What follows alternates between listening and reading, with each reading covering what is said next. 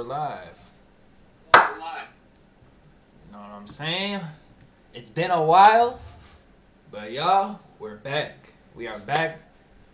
X, Y, and Z. Old gen versus new gen. So, hey, let's start off.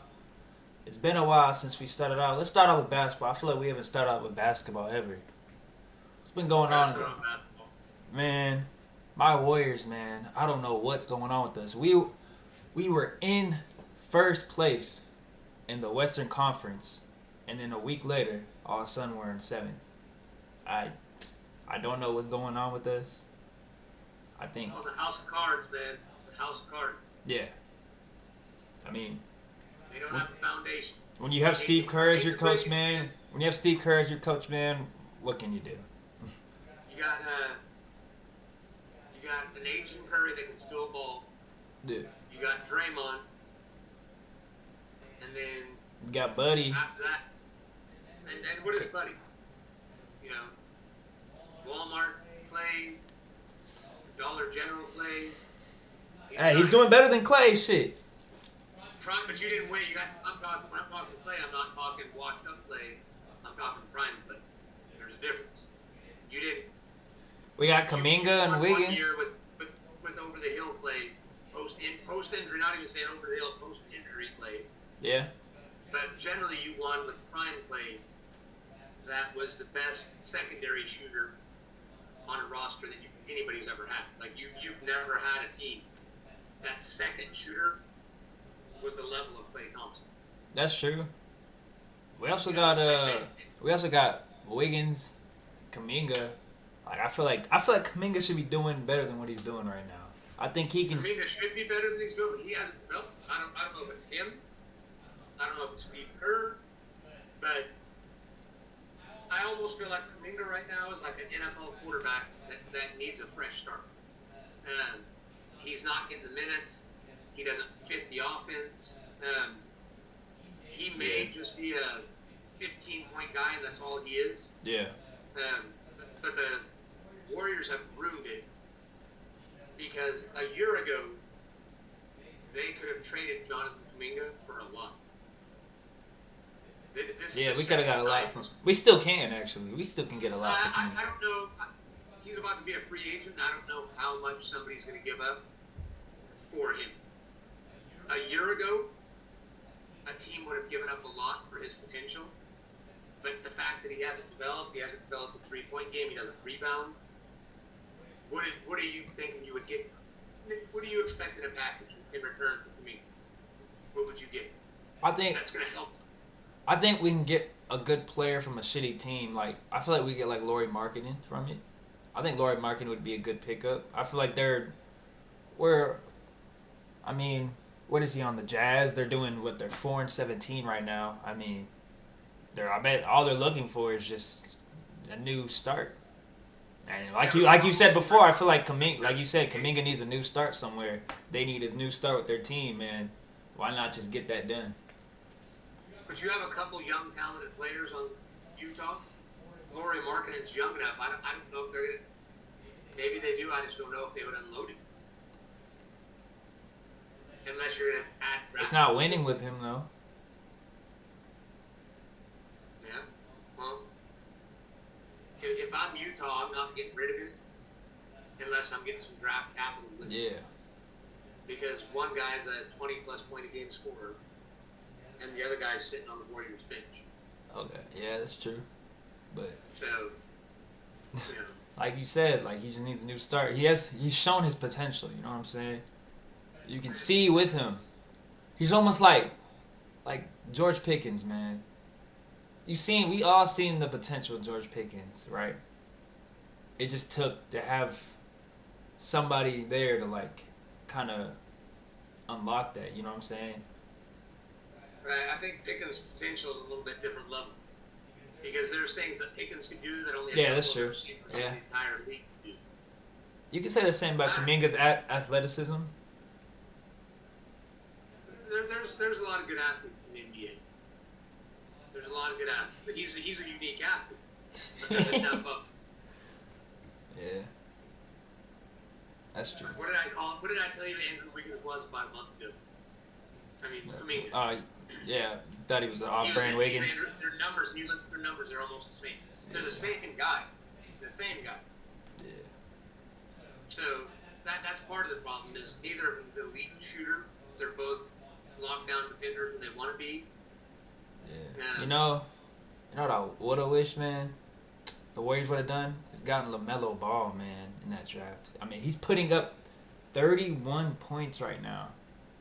31. Where's James Wiseman right now? Injured reserve for the year. He's out on his second third team. He was on Indiana, I think.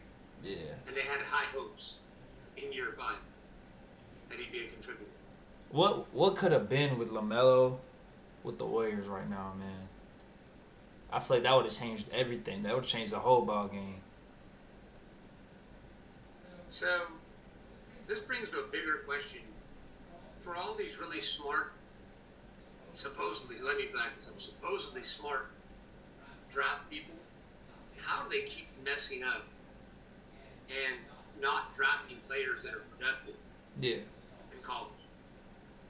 Tyrese Halliburton got drafted lower than he should when a lot of scrub was in front of him. Dalton Connect, how did he drop that far? I feel like sometimes it's a bias too.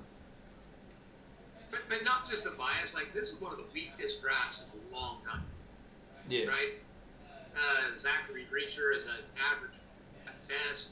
Sar. These guys are projects to begin with. Yeah. And I do get an awful team like Atlanta, Detroit, a lot of these young teams that need to develop, not wanting a player that is ready to go right now because they're willing to wait for potential. But once you got past, like how you and I were talking about Dillingham. Yeah, Rob Dillingham.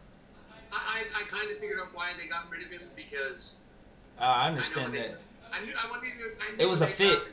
Sometimes it's also a fit thing too. Does this fit? Yes, the fit. Well, I knew when they drafted Castle, he said he wanted to be a point guard, and you already have. A lot of things that people don't understand about draft, it's not who's essentially the best player, but who's the best fit for your team.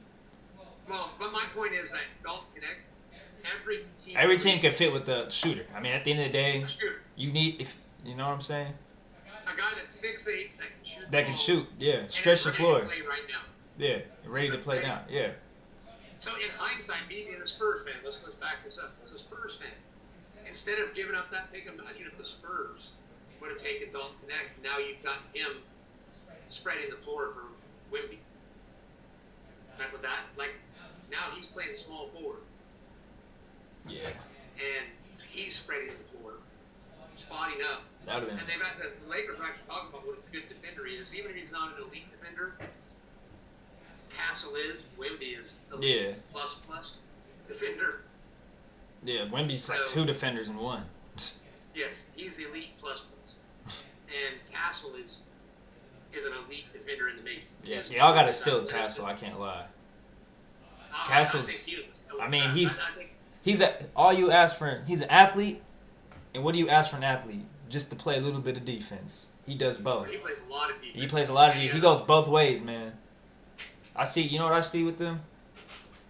I see a more energized and hungry Kawhi. That's what I see from him. Long arms.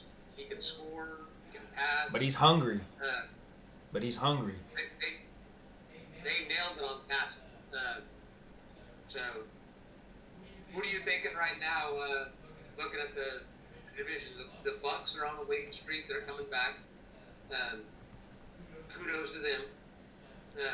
Man, I'm not a Bucks fan, but I've always liked Dame. I love Giannis, so I like the fact that they're making a push. I know you had dreams of Giannis and Bay, but I wish. Hey, Giannis, you seen this, man?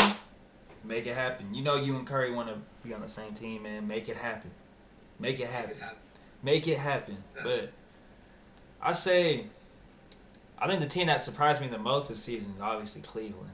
I mean, coming into the season, I've always I always thought that they had a pretty good roster. They always thought that they were a small forward away, but it's just I they think Cleveland.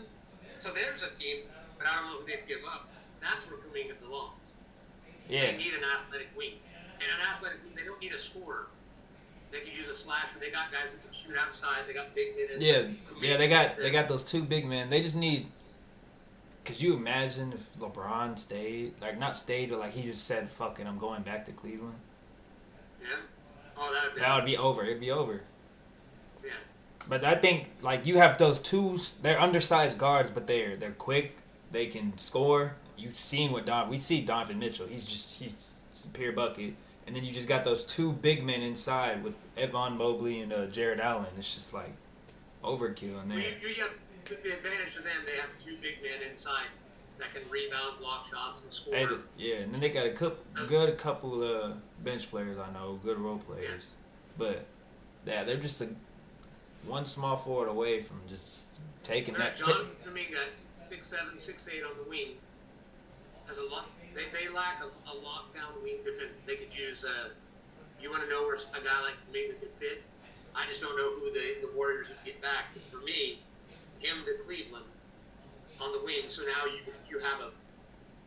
Cleveland's got big men and small men. They don't have that mid 6'7", 6'8" guy. You think they'd be able to beat Boston like that? Well, then now I don't know if they'd beat Boston, but now you have a guy you can put on Jaylen Brown. You have a guy he can guard Brown, he can guard Tatum. You have a guy athletically that can match up. I'm not saying he's their level of player, but athletically, you saw it with Wiggins, right? Yeah.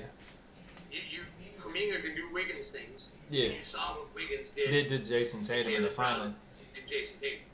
Mm-hmm. So if I'm Cleveland, I want the knockoff version of Wiggins, which athletically is Kuminga, who's back. They're such similar players. They're the younger version of. Yeah. Except maybe Kuminga dreams of being a go-to player, whereas Wiggins never wanted to be a go-to player. Yeah. Wiggins loves being the number 3 guy. That's part of Wiggins. He didn't even want to be the number. Yeah, he didn't want to. He loved being a number 3. Bro wanted to be a number 2 to Carl Cat. He wanted to be a number 2 to Cat, which I'll get props. Cat is balling this season. I'm not gonna lie. I think getting rid of Cat, the Timberwolves, man, that was probably one of the worst decisions they could have made. Getting rid of him? Getting rid of Cat. I mean, he's balling, man. He's balling. Good for him in the regular season. Good for him in the regular season. You're right. We got to see what happens. Good for him. I don't know,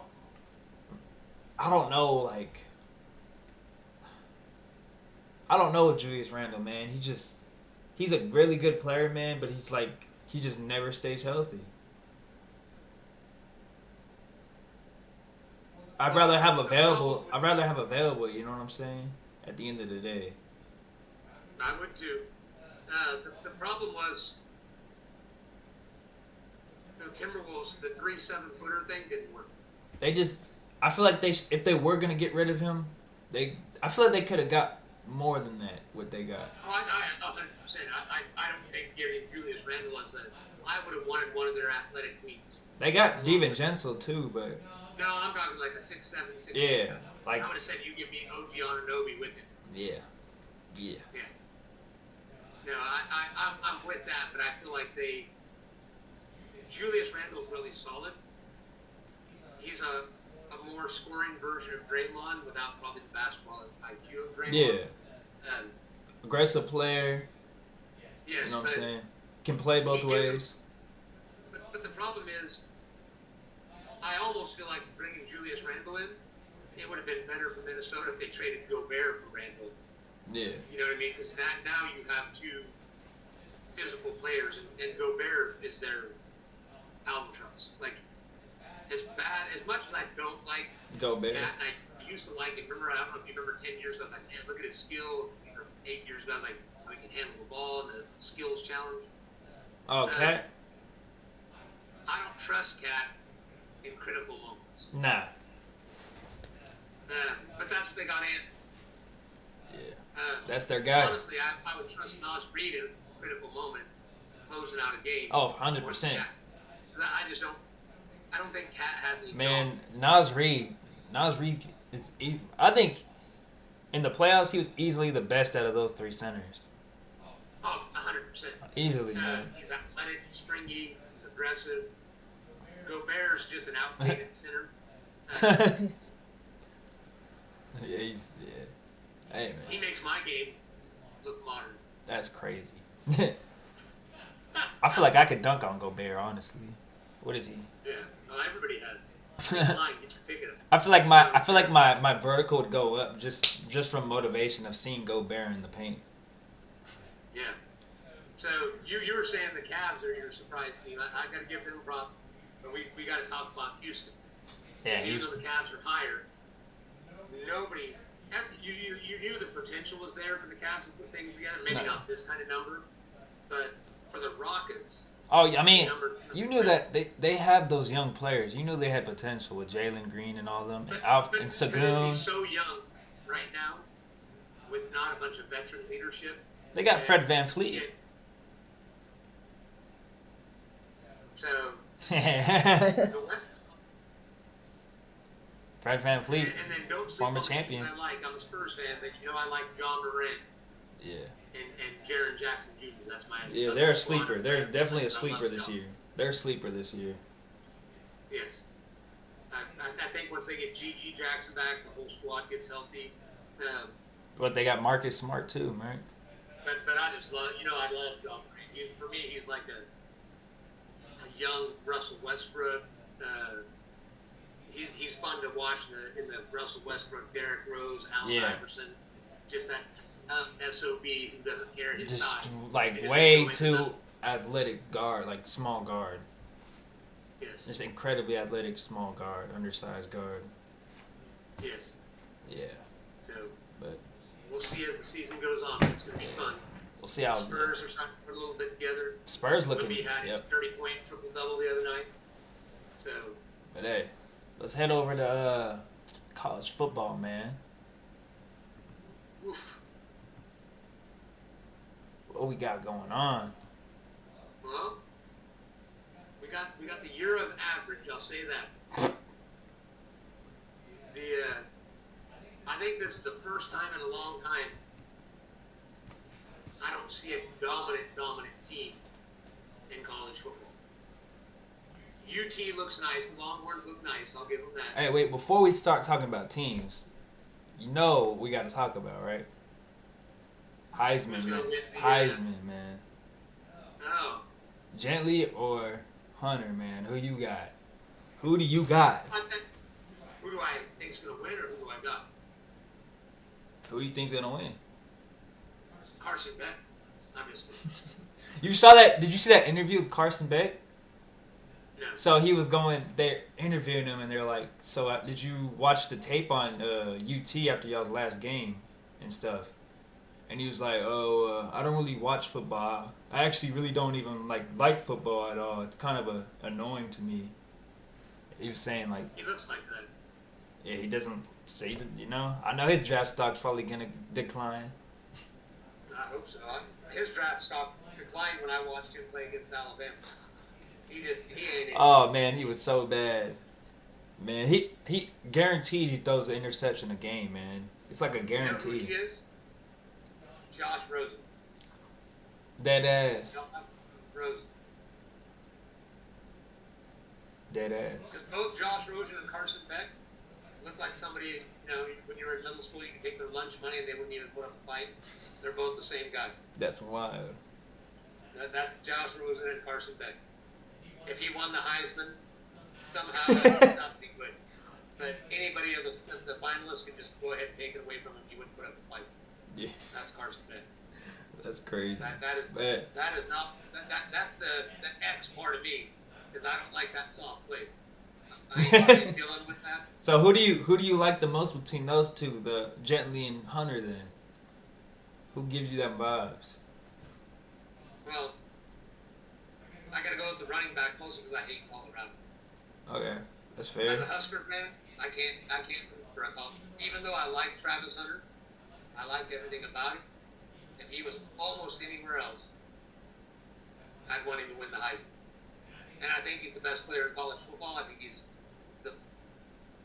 I think he's the best thing in college football this year. Yeah, I just don't think I've ever seen anything like, you know what I'm saying? Like, it's like gently, like, he's getting to a point where he's about to break a record almost. He's not going to break it, but he's getting close to it. Of something that's already been done. Like, he didn't do something that was, like, been done. I feel like Travis Hunter's done similar things that people have done, but he's gone above and beyond with it. You know what I'm saying? Well, a lot of old heads like me, they don't like this person. I like this person. Yeah. I like his fire. I like his passion. Oh, he has, and he has. I like the interviews he gives. I like the fact that he's a student of the game. Oh, his IQ is off the charts. There's so much about Travis Hunter that you gotta love him. You know what I mean? Yeah. And you don't have the ball skills he has as a defensive back without film study. Like that's what sometimes people don't give enough credit to young athletes like that. Like a lot of the plays that he makes, yes, it's athleticism and instinct, but I promise you, you know he's a student of the game. He's putting in time. Yeah. And he's studying. And you know, whatever age you are, you need to appreciate what he does. Yeah. And the fact that he can play, the fact that he can play at that level, that many snaps is amazing. I know it's going to be harder in the NFL. I know they're gonna have to limit his snaps because but you could still see him. Against, You could see him lining up on both sides at least a couple plays. You know what I'm saying? Well, that's why if it's me, if I'm a team, for me he's primarily a corner, and 25% of the offensive snaps, maybe you try to work him. You can't play him all the time because you can't do against Jamar Chase. You can't. And George Pickens and CeeDee Lamb and Justin Jefferson. Justin Jefferson. You can't do that without some rest. Yeah. I know he's freakish, but I want him every snap guarding those guys, and then I want on third down. Or like a red zone. Or a red zone. Red zone into the first half, right? I said this before. At the end of the first half, he comes in. You're in 2-minute offense. You're going to have all of halftime to rest. The end of a game, last series, what does it matter, right? Use him then, especially if you go to a team that has a number one. Yeah. Imagine imagine if he somehow fell, and say the Bengals, they can't pay Jamar Chase and T. Higgins, so Higgins goes. Now all of a sudden you have the Bengals and you have it playing corner. Their defense just gotten so much better. But yeah, you know Travis Hunter wouldn't fall though. Huh? In no universe is Travis Hunter falling. I'm just saying, to say somehow he ended up on the Bengals, right? What better position for him? Because their record's not that good. What better position for Travis Hunter somehow, or if the Bengals traded up, now they got a corner. Now you got a receiver, because you're not going to pay Higgins and Jamar Chase. You're going to have to let Higgins go. Now your 25% receiver is Travis Hunter. Now Travis Hunter is getting your second best corner whenever he comes in the game. Yeah. So, of course, Jamar Chase is getting all the attention. Yeah, but lining them up on opposite sides, bro, that's dangerous. And then you got Joe Burrow as your quarterback. And you got Joe Burrow dropping dimes. Joe Burrow. Yeah. I don't want it as a Steelers fan. I don't want that. Fuck no. Yeah. Hell no. So, yeah. All right. So, getting back to college football, I think I thought for a while Jenny might win it just because I thought Shadur Sanders was going to garner enough votes, but I think they've 100% focused on Travis Hunter. Yeah. For the Heisman. A lot of times when you have two legitimate Heisman candidates, it hurts the teammates because they split a lot of the regional vote. But I think the Boise State bias is going to be too much, and what Travis Hunter has done. I think a lot of players, everybody that's wanted a defensive player to win it for a long time is behind it. Me, as a Husker fan, I thought Sue should have won it in 2009, and he's the best player in college football. And the bias against the defensive player prevented. And I think everything he's doing on both sides of the ball, he should win. So I'm pulling for Travis Hunter, and I like him. I like his personality, contrary to what a lot of a lot of people try to say about him because he just seems like a genuine dude. So, a student of the game, a hard worker. Some people get offended by his trash talk. Well, I mean, I'm 56 years old. And trash talk is basketball, man. What are you gonna say? Right? Yeah, right. I mean, Travis Hunter. I mean, he's freaking top 5 in receiving and top 5 in fucking interceptions. Yeah. That's fucking ridiculous. Like, you know what I'm saying? We're talking about he's top 5 in both aspects. So who you got winning the national championship? Well, let's back up. So this weekend we got Ohio State Oregon rematch, right? Yeah. And we got UT Georgia rematch. All right. I got Oregon. I got Oregon winning. Oregon over Ohio State. I got Oregon over Ohio State. So you're saying Ohio State's going to drop another? Yeah. All right, so you're saying that maybe after Oregon wins, Ryan Day's going to be unemployed, he'll be hanging out with the podcast, or what? Hey, man. This is your sign now, my boy. Ryan, what are you doing? We don't got a lot of money to sign you, but shit, you won't be worth a lot of money either after. Just kidding, I'm playing this. But hey. Poor Ryan Day, I feel bad. It's always tough following the guy. He ain't the first coach. Kalen DeBoer is already having a hard time. Damn. Following Nick Saban, right? I mean, It's that's a given, man. It's fucking Nick Saban. Yeah. But Texas and Georgia, man. Again. Where's it at? I didn't even look. I don't know if it's in like Louisiana or. I know that Georgia came in and beat UT on their home, but I don't think they could do it twice. But I think if it's in Georgia, I think Bulldogs got it. See, I don't know where it's at. I think who's ever home wins. Oh, it's in Atlanta. I think then Georgia wins. I think Georgia wins that. I don't think Georgia can go into UT twice and win that. I don't think that's. Yeah. I just don't think that. Like, that's like going up versus like a top team in their home twice, beating them twice. Well, they're not the home team. It's in Atlanta. It's not in Athens. No, it's a joke. What? So, being a Nebraska fan, I was like, shit. It always goes back to Nebraska. So, when we were in the Big 12, the championship game, they decided to move it permanently to Dallas. And they're like, but it's not a home game. I was like, man, Dallas is a home game for UT against all the teams at home. So now, if I'm Georgia, I'm like, oh, we're from Athens. This isn't a home game. It's in Atlanta. It's the same thing. Yeah. So I don't want to hear UT fans act like it's a home game because they got the benefit of the doubt for about 10 years in the Big 12 of games being because they for a while they rotated it. Kansas City, St. Louis, Dallas, then they decided to permanently move it to Dallas. So UT is getting a little taste of what they had in the Big 12. And I don't even think the SEC. I think they rotated like in New Orleans, Atlanta.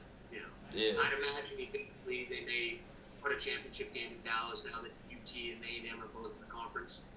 So, but yeah. Part of me says Georgia. I think Georgia, yeah. The only reason I say no is the player I dislike the most on both teams is your homeboy Carson Beck.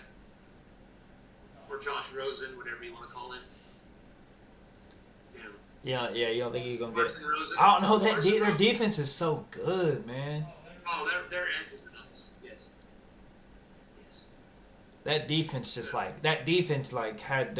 had like some of the best two quarterback duo that we probably ever seen on the team. Had them shook, had them shivering, Yes, had them. They're nice. They got a nice safety in Malachi Starks. They have good edge rushers. Carson Beck is inconsistent and bad, but he doesn't have. It depends on which version of him shows up. Yeah, and he doesn't have to put up a lot because that defense is gonna get to it. Yeah. So we'll see. It's gonna be. I think they're all gonna be tough games.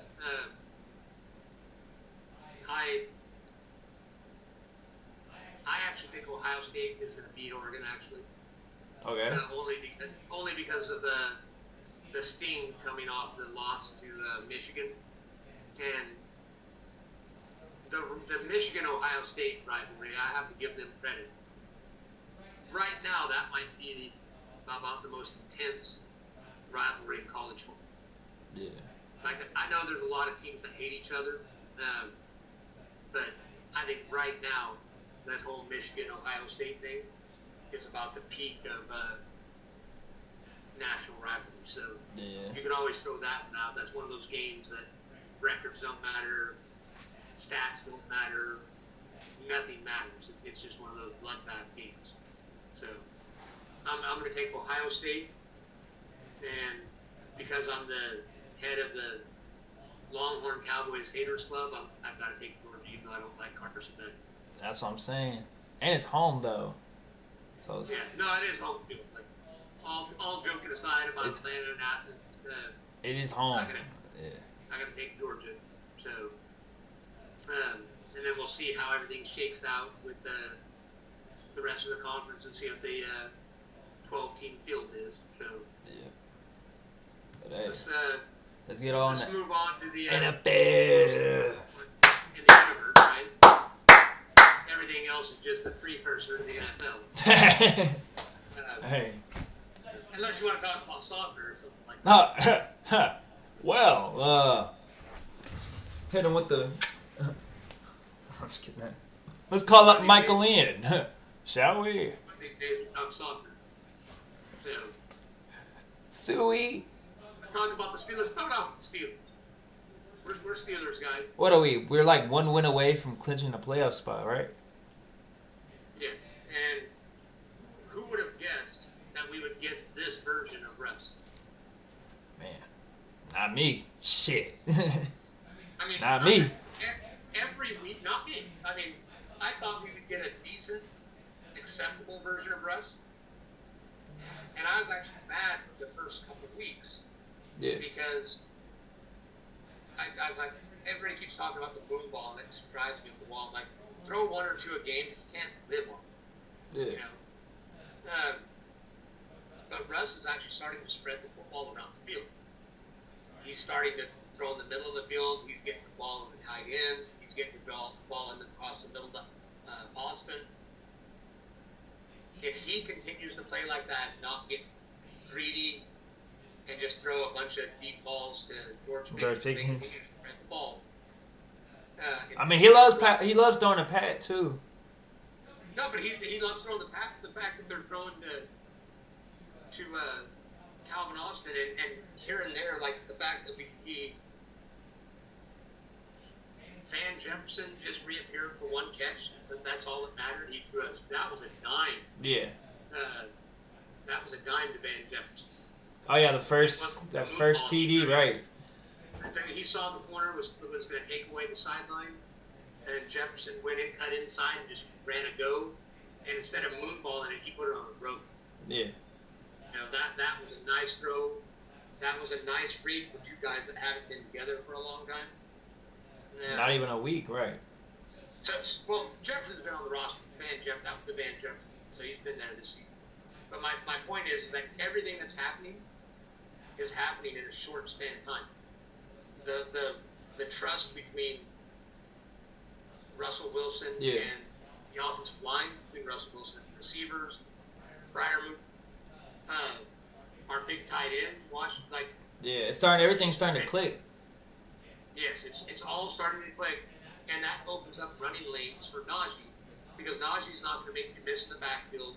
Mm-mm. He's not going to run you over when he's handed off the ball, but you let him get a 2 or 3 yard head of steam, and he's powerful, and he can make moves once he's going north and south. He's not just a straight line runner. Yeah. He's athletic enough to make moves. And then Jalen, I love Jalen Warren. Jalen Warren's our guy. I ain't gonna lie. Yeah, but it's nice having two running backs that are different. Polar opposites. Yes, so I feel like we actually have a good mixture of talent. I would love one more elite. I would love another really good number two. And like in hindsight, the universe would have loved for Devontae Adams to go to Pittsburgh.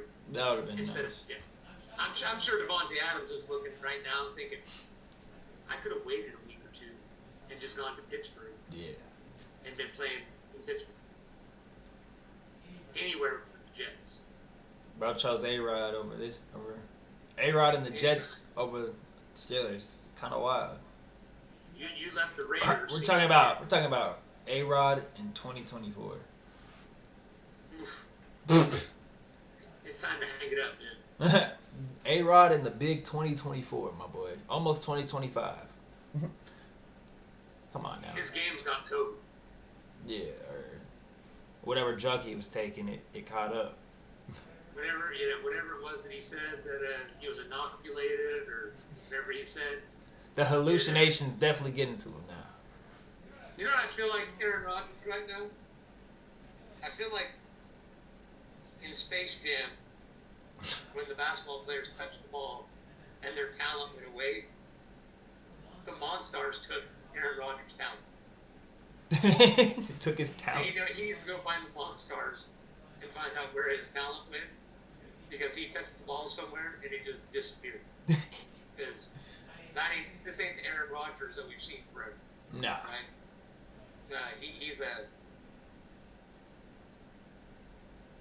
He's somebody smells like shit. Like Somebody smells like shit. Yeah. So the Steelers are in the race right now.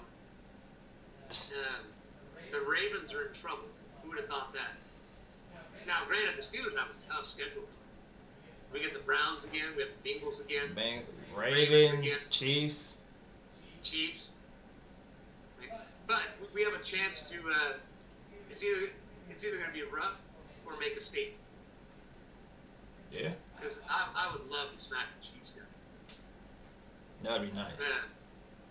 Talking about the Warriors saying the house of cards. I feel like right now the Chiefs, they continue to win on borrowed time. I was gonna say they're 11-1, man. They're 11-1, but this is one of the ugliest 11-1 teams I've seen in a long time. Yeah. And so maybe the Steelers that one year. Well, yeah, that's what it reminds me of. But the important part for the Chiefs is I think the last thing they would want, and I think it doesn't matter because I think there's 4 teams in the AFC that are tough. Either way, your final 4 in the AFC is the Chiefs, Bills, Steelers, and Ravens. So no matter who's going to go to the Super Bowl, you're going to earn it. Yeah. You know what I mean? Like, if you're the and then you got to play the Lions in the Super Bowl. Well, the Lions and everybody's talking about the Eagles now, but the reality is, I think in the NFC is a 2-team race. It's the Eagles and the Lions. I think the Vikings are a nice story, but I just don't think in the playoffs they're on the same level as the Lions and the Eagles. Their teams are just not as fully complete. You know what I'm saying? Yeah, but defense is nice though. I could see, even though the Ravens are on a little bit of a skid, it wouldn't shock me if they put the right run together. I don't think they're I think right now they're the 4th best team. I think the Steelers have passed them. I think we've proven that. But it wouldn't shock me because Lamar Jackson, who he is. The reality is, the reality also is the Ravens, if Justin's talking about Aaron Rodgers, if Justin Tucker is the same kicker that everybody is expecting. And knows him as. They've won 2 more games until he beat the Steelers. Probably. And they're the team sitting with 3 losses. So if Justin Tucker fixes his woes, or they have the woes to bring in another kicker, they're still a dangerous team because Lamar Jackson and Derrick Henry are on the same team. I don't know how the hell the NFL let that happen. Yes. That's like 1980s football with a pass. That's what football was when I grew up. Running the ball with like an option. They call it, it's a zone read now, but it's still an option. You're optioning the defensive end. Yeah, Yeah. But the difference is in the 80s, quarterbacks couldn't throw the way Lamar Jackson can throw right now. Yeah.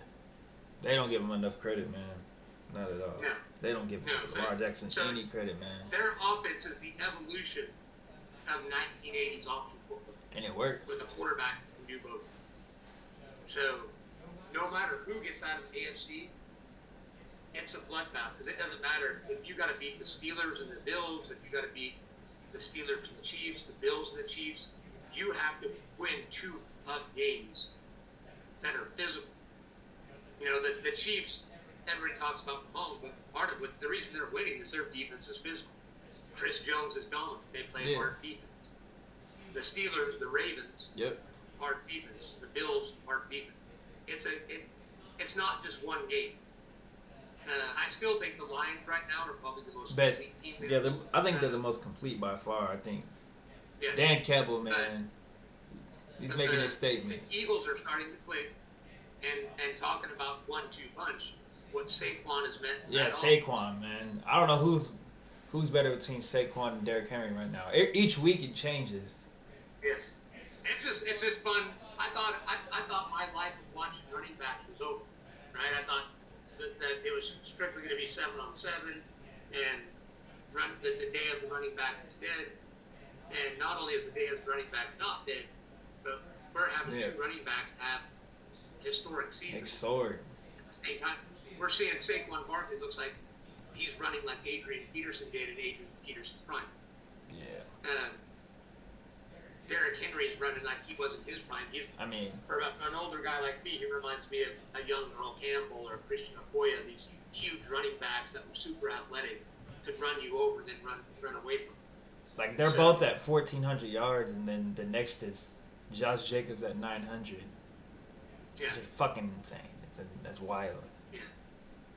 They're at like 500 more yards than everybody else. So I'm looking forward to the season closing out. Yeah. It's going to be a tough one for the Steelers.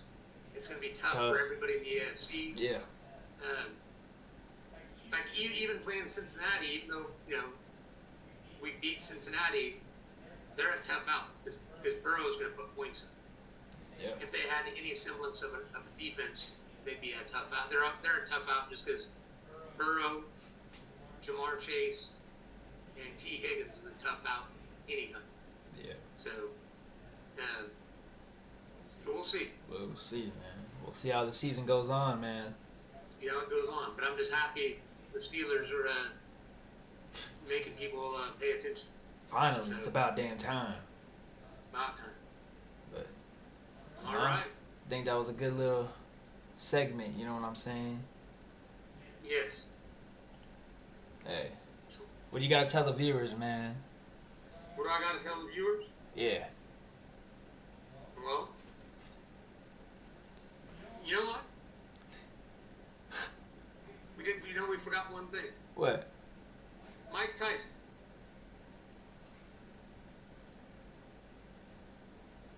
I think I'm gonna call out Jake Paul. This is official? I'm calling him out. Put that out there.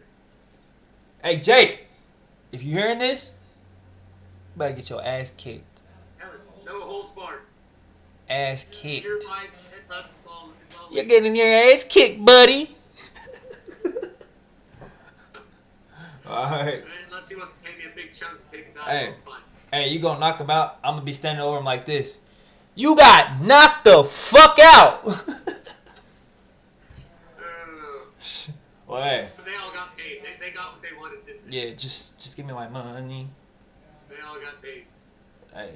He's a marketer. Kudos to Mike Tyson, too. Bro just wanted to check. Bro just said, just give me my money. Just give me my money. So. Alright, man. We'll be more consistent, you know what I'm saying? We're letting y'all know this now. We might have a couple of special guests in the future, you know what I'm saying? Well, we'll definitely be talking next week after championship weekend. Special guest. Yes, sir. Alright, man. I'm out of here. Yep. Hey, y'all know what to do. Keep it, y'all. Keep it. 4.